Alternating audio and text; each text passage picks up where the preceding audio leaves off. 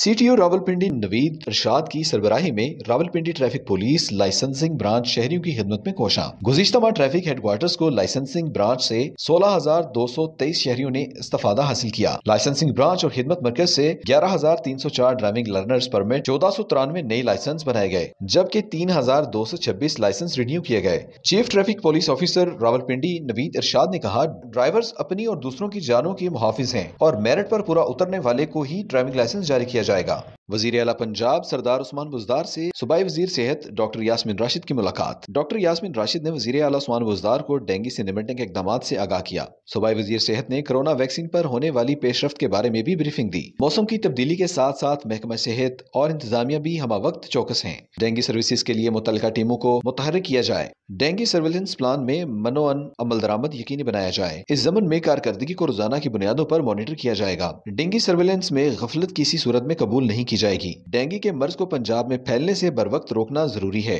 Report कर रहे थे नुमाइंदा सिटीजन न्यूज हमजा कुरैशी।